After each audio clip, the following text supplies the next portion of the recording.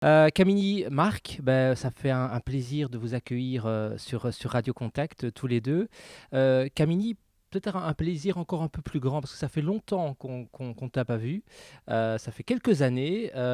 Tout d'abord, qu'est-ce que tu as fait pendant tout ce temps? Alors, pendant tout ce temps, j'ai fait beaucoup de choses.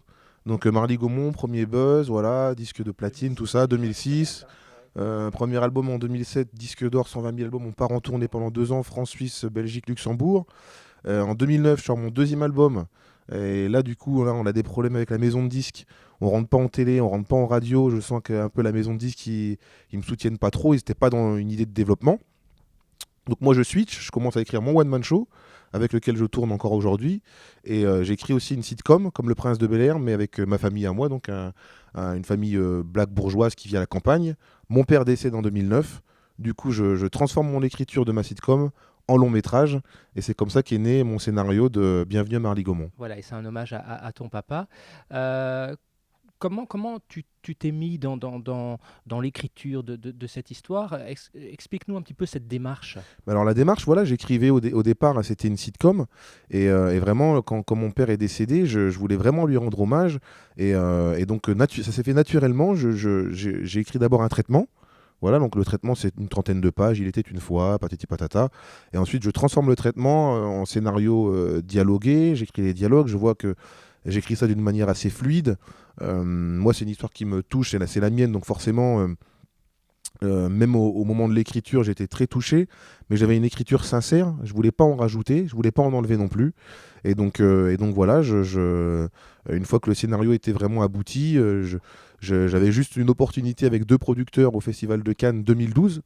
Donc je suis descendu au culot avec mon scénario sous le bras et au final les deux producteurs que j'ai rencontrés ils voulaient m'acheter le scénario et donc comme j'avais les impôts au cul, j'ai quand même pris le producteur qui me payait le plus et, du coup voilà, c'est comme ça que le projet a été lancé quoi. Voilà, et donc il est né ce projet qui s'appelle donc Bienvenue à Marly Gaumont. C'est un chouette film tout d'abord que j'ai vu et j'ai beaucoup apprécié. Il y a de l'humour, il y a aussi des moments avec de l'émotion, mais tout ça est fait de manière très légère et je trouve que vraiment le produit est très bien fait. Et puis Marc qui joue en fait le rôle de ton papa, parce que l'histoire c'est ça. Donc en fait c'est l'histoire de ta famille, de tes parents et de la tienne forcément. Vous quittez le Congo et vous arrivez en France, au Nord-Pas-de-Calais, en 1975-75. Et c'est un choc. C'est un choc oui, choc des cultures. Et aussi un choc parce que bon, vous arrivez forcément dans un milieu rural qui est totalement opposé à ce que vous aviez vécu à la base, quoi. Exactement, c'est vraiment mon histoire dans le sens où oui voilà, mon père a pris le parti d'ouvrir son cabinet à la campagne.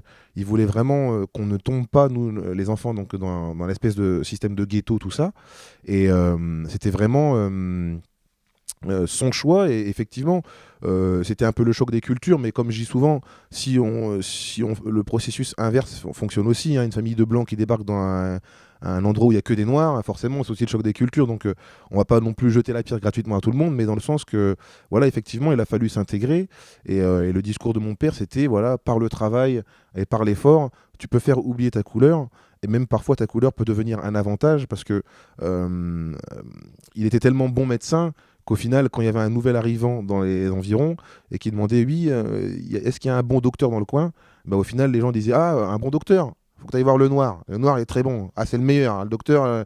Et donc, au final, ta couleur de peau, tu peux en faire un avantage si tu travailles, si t'es assidu dans ton travail. Et c'est aussi un peu le message du film, quoi. Ouais. Et puis, tu as dit aussi lors d'une interview, je pense que tes parents, en fait, ont mis du temps à comprendre que vous, les enfants, eh bien, souffriez également de ce racisme. Ouais. Alors pas mes parents, ma mère, elle a compris tout de suite, hein, parce que elle a vraiment halluciné quand elle a débarqué dans le village.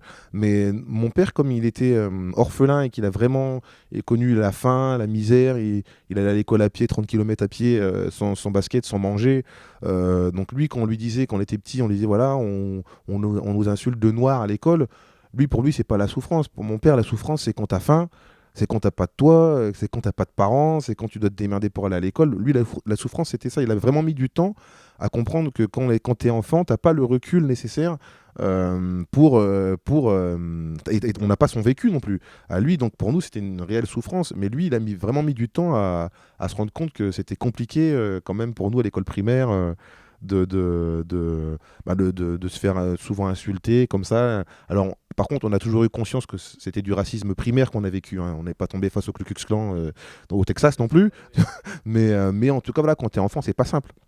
Alors, Marc Zinga, toi, tu jouais le rôle du papa de Kamini. Parle-nous un peu de ce rôle, comment tu t'y es préparé? Alors, je me suis préparé à ce rôle déjà en me faisant appel à mes souvenirs de ces figures que j'ai rencontrées en grandissant. Parce que De... toi aussi, tu es originaire du Congo, donc forcément, il y a un lien, et forcément, c'est une histoire qui te touche aussi quelque part. C'est ça. C'est-à-dire que du coup, j'étais familier de ce genre de personnages, d'intellectuels, de bourgeois congolais. Et l'autre élément décisif, c'est le travail avec le metteur en scène.